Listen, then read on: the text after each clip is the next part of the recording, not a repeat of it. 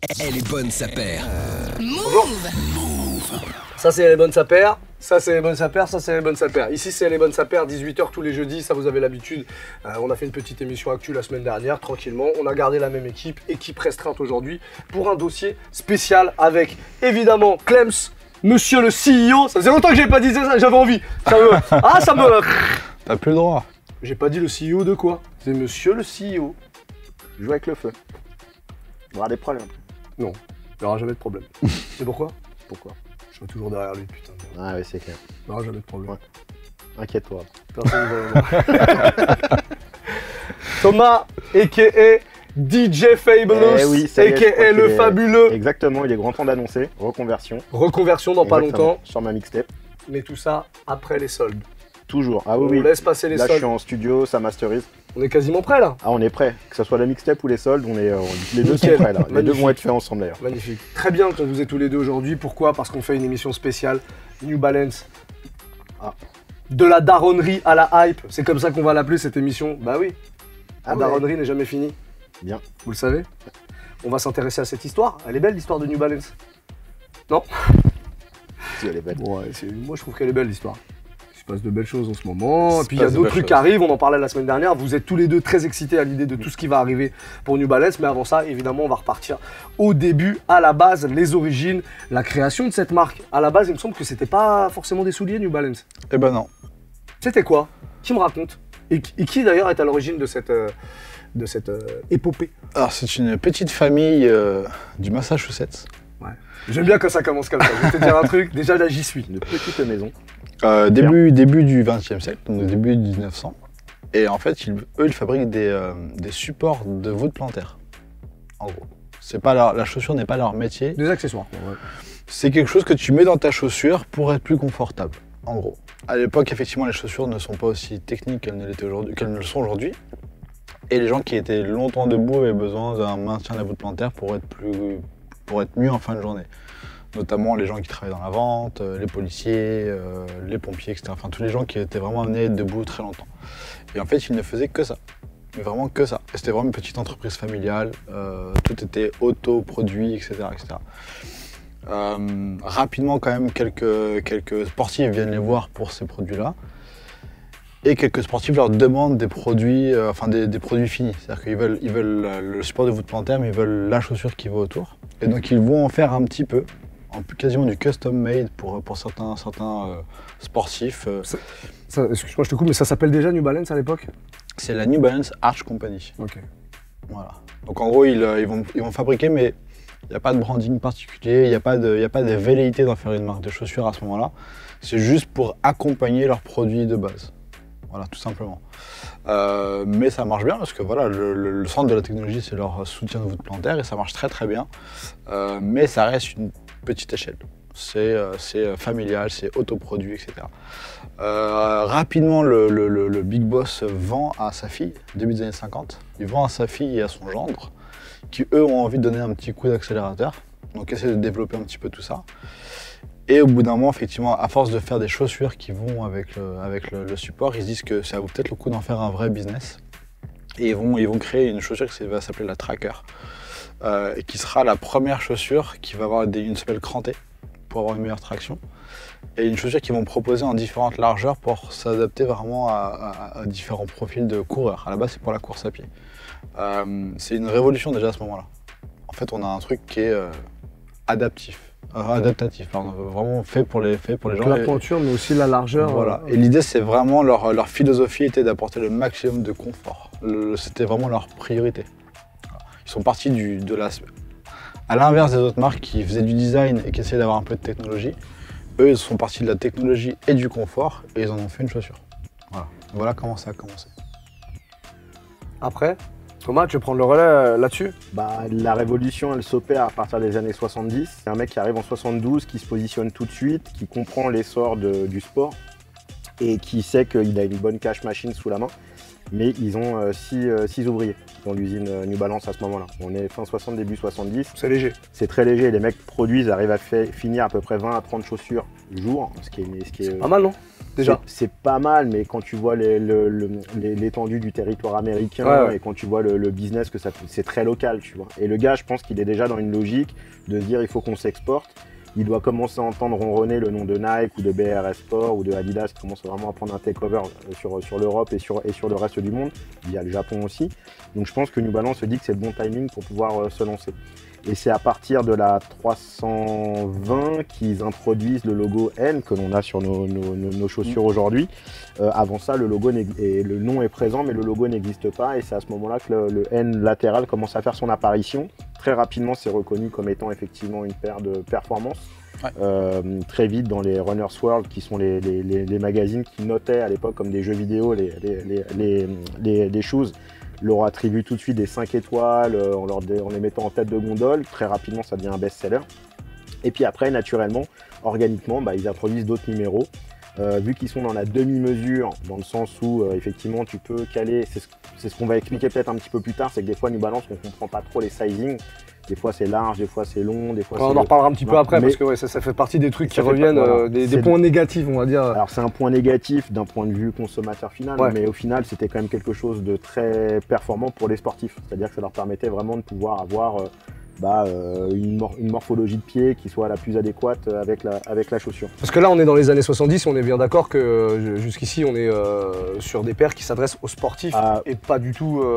T'es dans le culte du running, t'es dans le culte de la performance, de courir plus loin, dans un temps plus court, et ça c'est typiquement des années 70. Ça ira aussi avec la technologie Quartz et d'autres technologies qui apparaissent à ce moment-là, et on le dit pas assez souvent, mais l'apparition du Walkman. Tout ça révolutionne les sports individuels. C'est-à-dire qu'au final, tu prends ta paire de chaussures et ton Walkman et tu peux aller te faire un petit run dans ton quartier, et à ce moment-là, tout le monde veut être dans cette veine-là. Et donc tout ça prendra son essor à partir du début des années 80, où là, ils vont introduire les séries 990 que l'on connaît, qu'on chérit tous maintenant. Dont on parlait encore la semaine dernière. La semaine dernière, effectivement, qui refait son renouveau et un gros comeback là depuis un an et demi, où ils réintroduisent toute la famille 990. Effectivement, c'est un peu là où démarre vraiment l'histoire New Balance pour moi. Là où ils vont vraiment s'imposer et faire une legacy au même titre que Air chez Nike par exemple. Là, ça arrive ça arrive en mode lifestyle un peu à ce moment-là, ou c'est encore après? Ça reste de la performance, clairement. Ouais. C'est les derniers à arriver un peu sur le lifestyle. Enfin, je te coupe, mais pour moi, je pense qu'ils arrivent dans le lifestyle dans les années 90. C'est-à-dire qu'ils arrivent avec le fait d'avoir des chaussures un peu la 574 qui va se déployer sur des villes comme Philadelphie, New York, comme une chaussure de centre-ville, pas chère, accessible, avec des couleurs et beaucoup de couleurs, et puis des coloris classiques. Ça, effectivement, ça va être une paire un peu populaire, un peu comme une Reebok classique. Globalement, elle va vraiment pénétrer toutes les classes sociales, plutôt les classes sociales basses pour ces modèles-là. Et après, tout ce qui est 1500, 990, 1300, 1600, ça, c'est vraiment dédié à une élite, plus ou moins, de consommateurs, que ce soit dans la techno, que ce soit dans l'industrie de la finance, ou même dans d'autres industries, pour le coup, très blanches, à ce moment-là, aux États-Unis essentiellement, 80-90. Le lifestyle New Balance, il arrivera à la fin des années 90. Pour le coup, en fait, effectivement, la marque, en fait, le gars qui rachète la marque sent la montée en force du running. C'est la première explosion de la mode du running. C'est la première étape, en fait. Donc, effectivement, tous les produits sont performance à 100%. Et effectivement, quand tu dis que la 990, quand elle sort, elle marque aussi les esprits parce que c'est la première paire qui vaut 100$, qui atteint le prix des 100$ à ce moment-là. Ce qui est énorme, encore une fois, si tu remets pour resituer, c'est quasiment le prix d'une télé à l'époque. Ouais. Voilà. Donc c'est vraiment une révolution et ils sont pas super confiants. Ils le font avec un propos, c'est-à-dire qu'ils savent pourquoi ils le font, avec une volonté d'avoir un positionnement déjà assez haut de gamme et de s'adresser à certaines élites. En termes de confiance, ils se disent bon, on va y aller doucement. Et ils font une première production de, je crois que c'est de 5000 ou 5500 paires. Ils se disent voilà, ça va être notre benchmark pour ce truc-là. Finalement, ils se retrouvent avec plus de 55 000 commandes. Donc en gros, ils se disent ok, là on a vraiment un truc. Et bien finalement, ils continuent à produire. Et là, c'est vraiment l'explosion de New Balance qui va clairement finalement de facto s'adresser à une élite. Comme tu disais, les gens de la finance, les entrepreneurs. Forcément très wasp justement dans le truc, et c'est pour ça que cette marque va être très daron par la suite, très américain, blanche, ouais, on l'a pas dit encore, mais fortunée, voilà, etc. C'est un peu l'image qui va se dégager de New Balance dans un premier temps. Bah, disons qu'en fait, comme on l'a souligné sans 3 pieds dessus, c'est vrai que la New Balance est reconnue comme étant une paire chère, des gammes chères, donc forcément elle s'adresse à ce moment-là, dans les années 80-90, à une audience qui a le pouvoir d'achat qui va avec. Et la façon de trouver les produits et aussi dans les localités ne sont pas les plus populaires non plus. Donc forcément, l'audience blanche va bien s'accaparer New Balance comme étant un étendard et l'anti-fashion, l'anti-street à ce moment-là. On est vraiment sur la performance pure du soulier. On est sur quelque chose d'assez éteint au niveau des codes couleurs. On n'est pas du tout dans l'extravagance que les autres marques peuvent apporter. C'est là où le grey New Balance va se décliner à l'infini, au même titre que les gammes de bleu. Si tu dois donner des couleurs à New Balance, ça va être gris et bleu. C'est les deux références. Donc on n'est pas sur quelque chose de très fancy ou très sexy. C'est une vraie volonté à l'époque. Justement, ils se sont dit on va aller sur ce créneau-là parce que les autres le font pas et c'est bien. C'est l'anti-show-off. Ouais, il y a juste la 574 quand ils la sortent fin 90 où là ils se disent ok, on va suivre un peu le marché, on va proposer quelques couleurs dessus. Ça va rester une paire performance, mais un peu plus funky, un peu plus rigolote, un peu moins cher que les autres aussi. Ouais, clairement. Ouais. Tu disais, c'était réservé à une élite, l'anti-street, on sait comment ça marche. La street adore aller chercher ce qui ne lui est pas du tout adressé. Et c'est ce qui va se passer avec la 574. Parce que justement, il y aura des produits plus funky en termes de couleurs, qui sera un peu plus accessible, mais ça restera quand même assez élevé, assez statement dans l'idée. Et à l'époque, est-ce qu'ils le vivent bien, New Balance, le fait que la street vienne chercher... On a cité souvent des exemples de Lacoste à l'époque qui voulait pas que la street récupère ces trucs, même si après ils ont changé évidemment 20 ans après de stratégie et ça les arrange bien maintenant.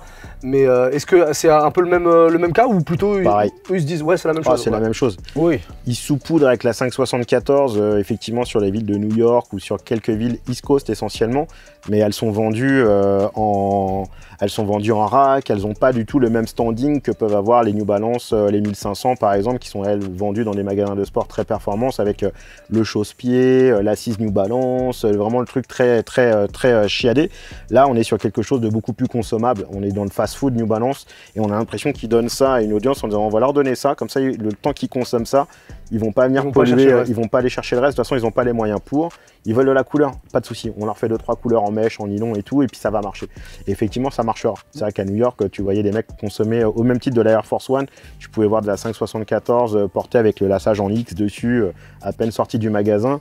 C'est des paires de consommables, c'est des paires de saison. C'est-à-dire vraiment, c'est la paire que tu vas mettre pour rocker la ville, mais tu n'y accordes pas non plus d'importance que ça. C'est vraiment une bonne paire à rocker facilement.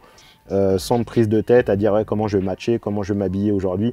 Tu mets un sweat gris, un pantalon, un baggy et tu mets ta 574 avec un lassage un peu hip-hop. C'est bon, c'est réglé, t'es dans le trend et t'as pas besoin d'aller plus loin. Qui sont les ambassadeurs de New Balance? Je parle des figures, que ce soit des gens connus, des gens connus, des artistes, des politiciens. À la base, ils n'en veulent pas. À la base, leur philosophie, c'est de surtout pas en avoir. Ouais. C'est de jamais avoir aucun endorsement, aucun. Quand je dis ambassadeurs, pas forcément des ambassadeurs officiels, mais qui a contribué à populariser la New Balance. Très clairement, Steve Jobs. Ouais. Très clairement. Tête d'affiche, c'est Lord Jordan, en final. Ouais, directement, c'est un peu. Je pense que c'est subi, parce que je pense qu'ils l'ont jamais contacté pour. Mais dès que la 991 sort, il la met, il se l'approprie et à chaque fois qu'on le voit en conférence, en keynote, etc., il a une 991 grise au pied à chaque fois. La rumeur dit qu'ils l'interrogeront pour la 992. Ils feront appel à lui quand même parce que la 992 sort et effectivement, lui étant la tête de gondole et faisant des orders de full size run que en gris, tout le temps les mêmes modèles, les keynotes et tout, et puis Apple a un renouveau. On est début 2000, ils ont sorti l'iMac quelques années avant, l'iPod arrive, enfin voilà, on est dans cette veine de turfu et c'est là où il y a le renouveau Apple. Et je pense que New Balance a aussi besoin de ce renouveau à ce moment-là. Ils ont envie de comprendre que le monde change et qu'en fait, Apple a bien su se recycler. Donc ça veut dire qu'en gros, le mec qui vend l'iPad là ou l'iPod, il a peut-être quelque chose à délivrer aussi sur la techno ou sur la silhouette globale de la chaussure. Parce que effectivement, le mec étant reconnu comme un génie, il faudra peut-être l'interroger. Après, dans les autres leaders d'opinion... On a des rappeurs? Vous avez des exemples de rappeurs? Des mecs qui citent, Five Dog de Trap Called Quest, qui cite New Balance dans ses textes à plusieurs reprises. Mais comme tu disais, c'était vraiment devenu une icône de la culture hip-hop. peut-être pas dès le début, mais assez rapidement, la 574, c'est une paire que tu trouves facilement genre chez Foot Locker à des prix qui sont vraiment pas élevés. Moi, je me souviens de mon premier voyage à New York, c'était milieu 2000. T'envoyais des racks et des racks de couleurs chez Flocker et tu les avais à 50-60$ facile en fait. Donc c'était la paire vraiment très accessible, mais qui avait quand même ce côté cool en fait. Et c'est pour ça que la culture hip-hop se l'est réappropriée aussi à fond. Mais voilà, ils n'ont jamais eu d'ambassadeur à proprement parler. Jamais. Ils ont pas voulu. À part récemment pour le fils de Will Smith, Jaden Smith, qui au final est assez hip-hop ou au rap ou ce qu'on veut, mais en tout cas, il a cette culture-là. Il a cette culture-là, il a grandi dedans, il a baigné dedans. Et effectivement, comme on l'a évoqué, ils ont cultivé la culture Daron ou Dachu, qui vraiment est, si on doit bien le reconnaître quelque chose, c'est que c'est un petit peu eux qui ont vraiment starifié en fait ces silhouettes-là et qui ont enfanté limite des triple S soul derrière avec le côté vraiment tout très Dachu. Tout le monde les a pillés, ouais, c'est clair. Depuis 2012-2013, il y a un vrai pillage culturel sur New Balance. Et donc du coup, ils ont reproduit en fait la passation de pouvoir. Ils ont sauté une génération, ils n'ont pas pris Will Smith, par contre ils ont pris le fils de Will Smith. C'est un peu une reconnaissance en se disant, bon écoutez, on a peut-être loupé effectivement sur les quarantenaires, cinquantenaires, on a peut-être loupé un petit peu le coche sur le côté street ou hip-hop, ok, mais à coup de pas. Par contre, on sait dans quel monde on vit, on est dans un monde non genré, donc on va aller chercher un artiste qui au final présente un style non genré, qui s'adresse aussi bien aux femmes qu'aux hommes, et qui en plus est le symbole et un étendard d'une génération. Donc du coup, c'était un bon coup pour New Balance d'aller le chercher il y a 3 ans maintenant, 4 ans, et je pense que ça leur a fait terriblement de bien. Chez une nouvelle génération de consommateurs qui n'aiment peut-être pas Jaden Smith, mais qui au final se disent, bon, si la marque se tourne quand même vers lui, bon, j'ai quand même des points communs avec lui, donc la marque est cool. Et du coup, ça leur a fait un bien fou d'un point de vue mainstream, je pense. Et c'est pour ça que maintenant, des gens dans nos entourages qui ne voulaient jamais porter de New Balance commencent à dire c'est cool. Alors que jamais, peut-être quelques années auparavant, tu leur aurais fait mettre un N.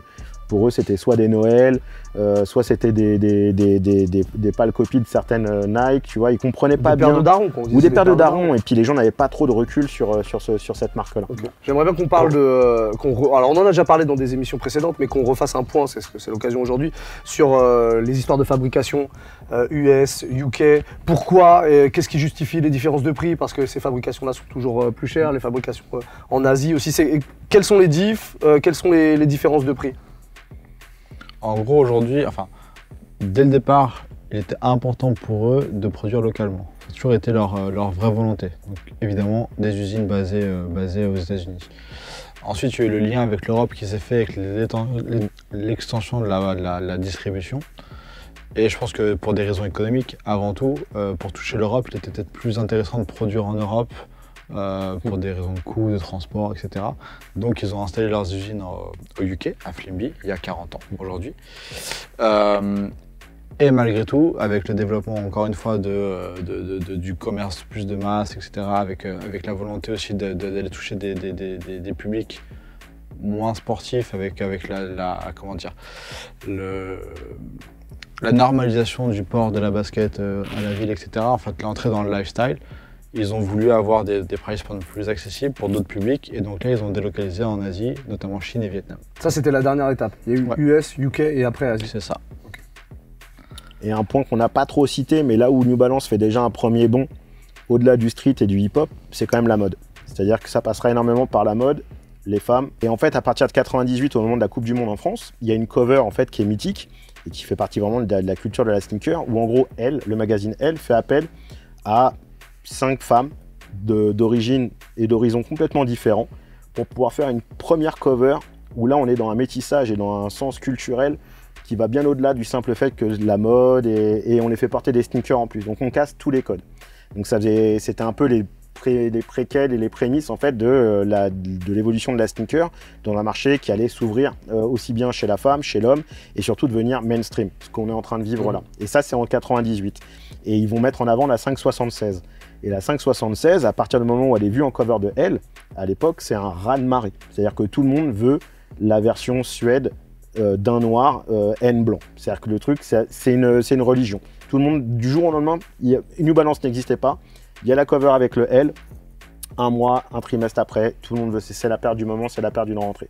Donc 97, 98, 99, jusqu'au début des années 2000, c'est là où en fait cette incubation mode, elle est très très forte chez New Balance et elle se fera ressentir sur les modèles 420, 620, qui sont des paires très métrosexuelles pour le coup, du début des années 2000, même si elles avaient déjà 40, elles étaient déjà des paires, c'était des paires des années 70, mais ces paires arriveront et intégreront très rapidement la silhouette métrosexuelle, chaussures assez fines, pas trop de semelles, et ça c'est leur premier boom en fait, début 2000, ils en vendent des wagons. Voilà. 576, 320, 420, 660.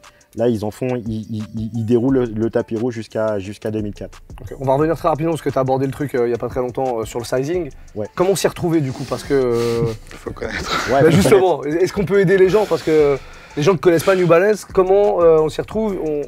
Il se dit, et c'est la vérité, que d'un modèle à l'autre, le sizing est différent. Ouais. On l'a dit, hein, c'était pour des préoccupations techniques liées à la performance. Liées à la performance. Aujourd'hui, c'est un peu différent. Ouais. Enfin, ça l'est toujours. Ça dépend de là où vous achetez vos... Si vous êtes sur le territoire européen et territoire France, globalement, vous allez avoir à peu près... Régulièrement, ça va être les mêmes fittings, surtout sur la largeur. Ça va être du D, parce qu'en fait, il y a ici, là, il y a une mesure, et en fait, la mesure un peu standard de chez New Balance, c'est la lettre D. C'est elle qui symbolise un petit peu le côté médium standard de la largeur. Et après, vous pouvez monter dans les lettres et vous pouvez redescendre. Et ça dépend après des acheteurs, ça dépend des distributions locales. Si vous êtes aux États-Unis, il faut faire très attention. Parce qu'aux États-Unis, ils ont bien gardé cette segmentation de largeur de pied. Et des fois, il y a des prix sur certains produits où vous dites, elles sont pas chères. Mais en fait, c'est parce que c'est la version XL de la largeur. Donc, il n'y a pas tout le monde qui est en version large au niveau sur le dessus du pied, par exemple. Mais c'est les seuls à faire ça, non? C'est l'histoire de largeur, là. Il y a quelques autres marques, mais oui, en tout cas, ils sont connus pour ça. Ils sont connus pour ça, ouais. Après, en Europe, pour le coup, sur la distribution lifestyle, c'est comme tu disais, c'est que du D. Ouais. En revanche, en performance, on peut avoir des options de largeur. Mais il n'y a pas de risque là-dessus. Après, par contre, c'est sur la longueur, sur la taille. Là, on va avoir des changements, et je pense qu'il n'y a pas de règle. C'est-à-dire qu'il faut selon les modèles, ouais. Donc quand on ne peut pas essayer, quand on achète sur le net, il faut faire super gaffe. Il faut faire super gaffe, ou alors il faut être prêt à être un tout petit peu grand ou un tout petit peu juste. Ouais. Faut pas hésiter. Si tu prends les 990, 998, 997, j'ai tendance à dire qu'il faut sous-tailler d'une demi-pointure. Voilà. Parce que le chausson est grand et confort. Donc après, c'est un choix, hein, mais sur ça, c'est assez true to size. 8,5, c'est 42 pour légèrement petit, j'aurais dit. Après, vraiment, il n'y a pas de règle. C'est-à-dire que même dans du Made in US, sur le modèle, tu vas devoir changer de taille. Ouais. Sur du Made in UK, sur le modèle, tu vas devoir changer de taille. Ouais. Sur du Made in Asia, la même chose. En gros, si tu n'as jamais eu l'occasion de mettre le pied dedans, commander en ligne, c'est pas simple. Ouais, c'est vraiment pas simple. Faut se planter une ou deux fois pour c'est ça, ou je te dis, il faut juste être prêt à se dire, bon, je vais prendre la taille où j'ai plus de chances d'être bien. Je serais peut-être un tout petit peu serré, un tout petit peu large, mais là pour le coup en ligne, t'as pas le choix. En longueur, j'invite les gens à regarder les centimètres déjà en priorité pour être bien sûr. Parce que sur les mêmes tailles, ça va être les mêmes centimètres, mais à l'arrivée, il ne faut pas la même taille sur les modèles. Je sais que 990 V3 ne va pas tailler comme une V4, qui va pas tailler comme une V2. C'est très compliqué. Franchement, c'est pas simple. Bon courage, bonne chance. En gros, c'est un peu l'idée. Mais ou essayez les modèles. On va avancer un petit peu dans le temps. En 2016, il y a une petite, un bad buzz, une petite controverse. Mon pote là. Mon pote Donald, le copain de Mickey. Ouais. Donald Trump. Alors, les gens comprennent qu'il y a un soutien de la marque à Donald Trump, c'est pas exactement ça finalement. Non, après, ce qui est ouf, c'est que la marque a quand même ressenti le besoin de se justifier. Alors, sur un premier pas, je peux comprendre parce qu'effectivement, c'était un peu maladroit. Donc, en gros, pour resituer, suite à l'élection de Donald Trump, en gros, il y a un accord de libre-échange, entre guillemets, qui est en question. Qui était en stand-by depuis Obama, en fait. Voilà, en gros, Obama voulait chercher à l'annuler. Et ça allait, entre guillemets, permettre à la concurrence de pouvoir faire venir des produits plus facilement non taxés sur le pays. Ce qui allait, pour New Balance, a priori, mettre en danger leur production locale. Parce que forcément, ils allaient perdre en compétitivité. Et pour le coup, Trump, quand il est élu, il dit qu'il va garder cet accord. Donc en gros, ça va protéger les intérêts de New Balance. Et New Balance dit en gros, enfin l'un des représentants dit que Matt Le Breton. Voilà, l'administration de Donald Trump va faire du bien à New Balance parce que justement ils vont rester dans l'accord. Il dit avec Trump ça va aller dans le bon sens. Voilà. Et cette phrase est isolée. Voilà. Sortie du contexte et évidemment et donc là voilà, tout le monde prend ça comme une démonstration de soutien à Trump. Alors que pour resituer, je crois que c'est 4 ans plus tôt ou 8 ans plus tôt, ils ont fait une paire pour Obama. Ouais, 2012. On est quand même exactement à l'opposé en termes de philosophie. Donc s'ils ont soutenu Obama et que derrière ils soutiennent Trump, c'est que ou bien ils sont un peu schizo, ou bien il y a un truc qui va vraiment pas.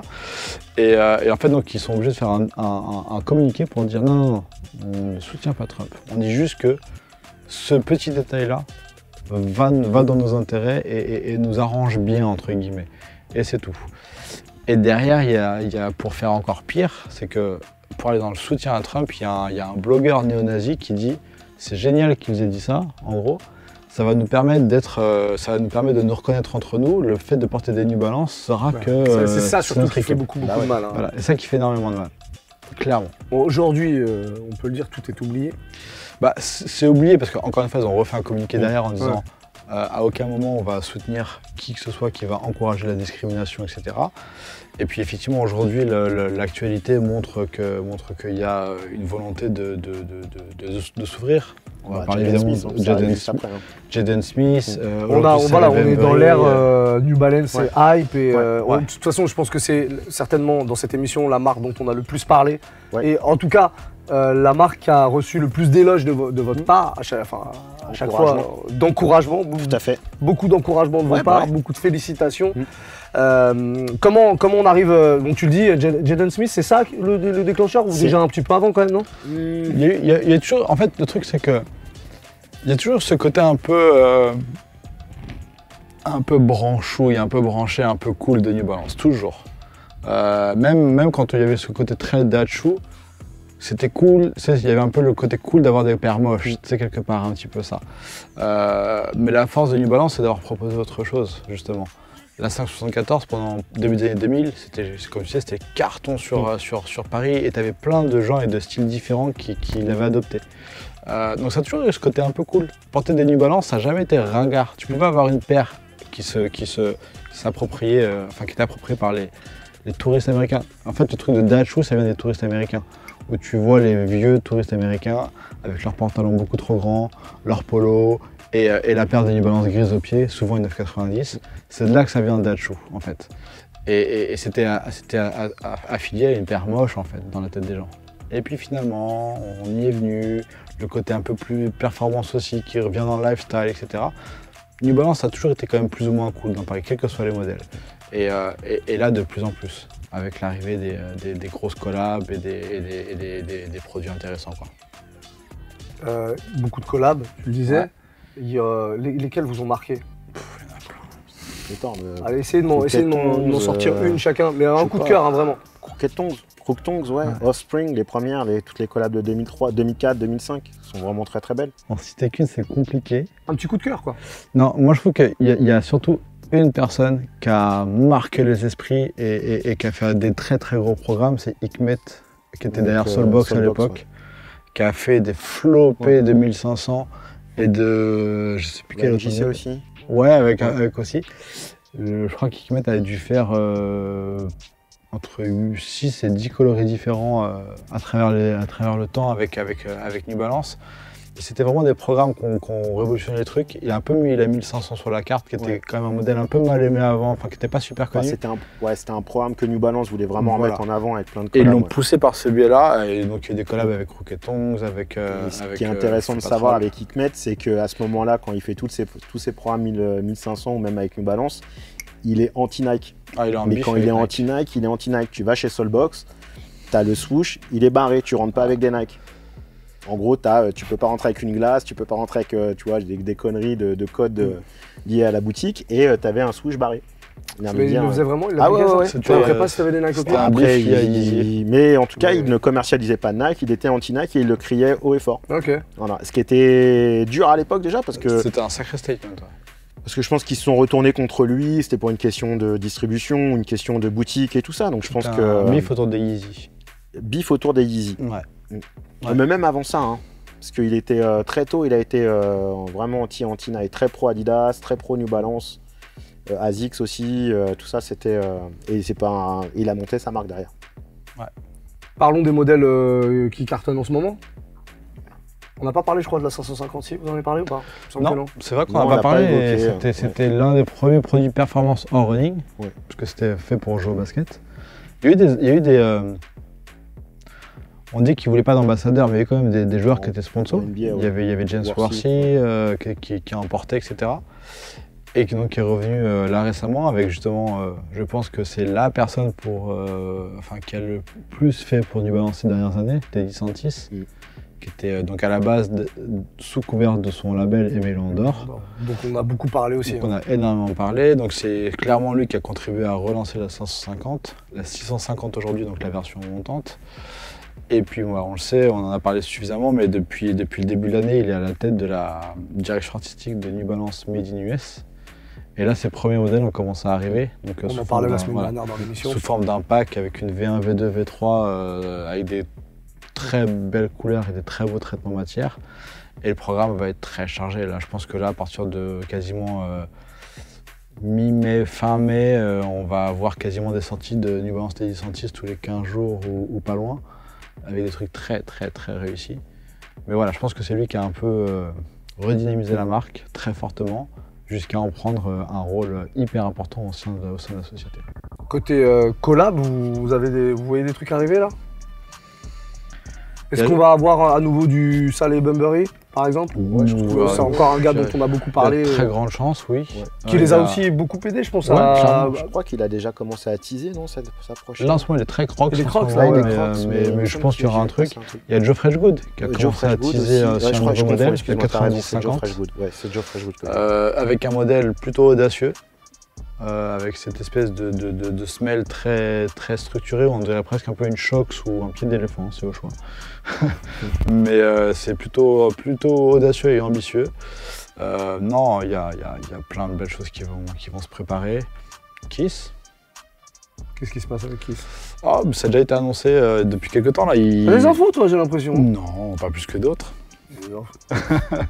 Non, en gros, Ronnie a travaillé sur 4 modèles, en fait, sur des collabs qu'il a déjà faites par le passé.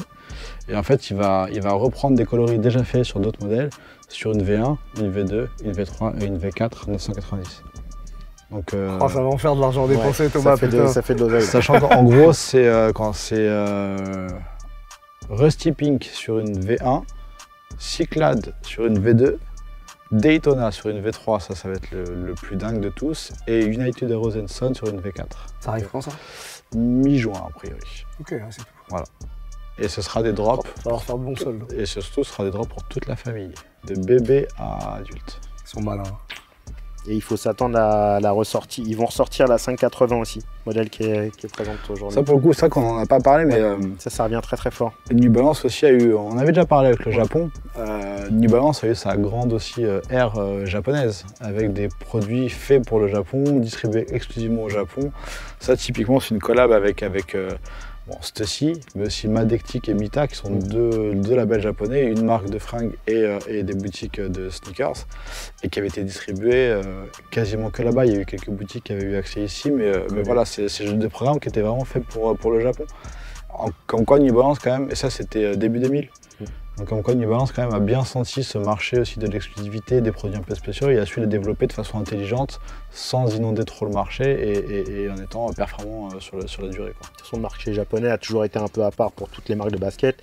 Là le cachet savoir-faire Made in USA ou Made in UK plaît terriblement aux Japonais et à l'audience japonaise. Donc ils ont toujours eu effectivement un goût pour New Balance plus développé que le reste du monde, à part le marché national qui est le marché américain. Mais oui, dès début 2000, dans leur coin, il y avait déjà des petites pépites qui commençaient déjà à être produites. Il y a d'autres modèles dont on n'a pas parlé ou vous voyez 2002R, on n'a pas parlé, je crois, aussi. 2002R, on n'en a pas trop parlé, mais c'est l'un des modèles du moment, avec la 550. Non, il y a d'autres modèles qui sont emblématiques, la 1300, qui ressort tous les 5 ans en fabrication japonaise. Pour le coup, avec son Vibram. Qui est, je pense, qui est l'un des must-have pour tous les grands fans de NB. Je pense que dès que ça ressort, ils se jettent dessus. C'est souvent des très petites quantités. Très compliqué à voir, mais c'est hyper emblématique. C'est les coloris de l'époque, quoi, du début des années 80. Donc c'est emblématique, c'est fort.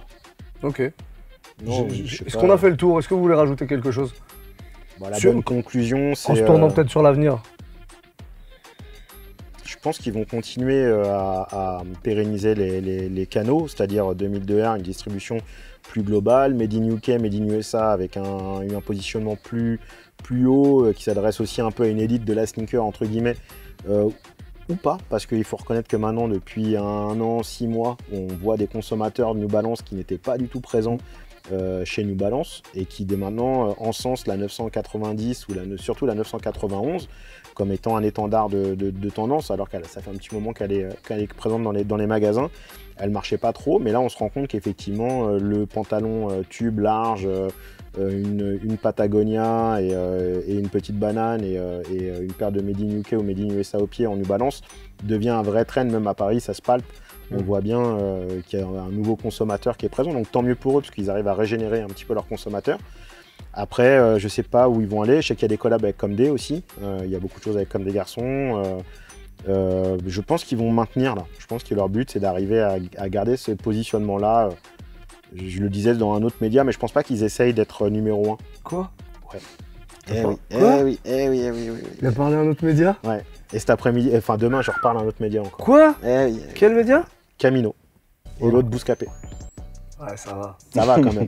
Ah, t'as fait Bouscapé il y a pas très longtemps? Ouais, mais c'est justement par les New Balance, on a fait. Ouais, c'est vrai. Ce que l'on a dit là, En on l'a visio. un peu résumé. En visio, tout à fait. En visio, je l'ai vu. Ouais. Ah, c'est bien. Bah, je regarde tout ce que tu fais, toi. Oh, c'est mignon. Je vais te dire un truc. Non, petite Même quand interview. tu me vois pas, je suis là. C'est rien. Je t'ai vu Tu me vois, tu me vois pas. à la boutique vendre des vêtements la semaine dernière. Ah bah, ça vend. J'étais sur le trottoir d'en face. C'est bien. Viens faire le client mystère. Moi, j'aimerais bien vendre un Viens. jour. Ah bah, viens. Alors, tu veux vendre? Viens. Je suis un super vendeur. Mais moi. viens, mais je te dis, viens. Viens avec moi un samedi, on se met à la boutique. Sérieusement? Ouais. Je peux venir vendre Ouais. Tu viendras avec ta convention. avec ma convention de stage? Bien sûr.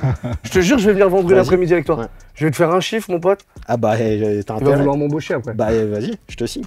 Vas-y. Comme ça, on fera les ambiances musicales, tu vois, les petites playlists, et en même temps, on fera de la vente. Ouais, très bien, très Tu bien. vois, 2 salles, 2 ambiances. Vas-y, j'arrive. Mais je Allez. vais vraiment le faire. Hein. Vas-y, mais viens, vas-y. Gratuit, hein. GoPro, tout, caméra embarquée, vis ma vie à Bleu de Paname. Allez, Live vas-y. Instagram, direct.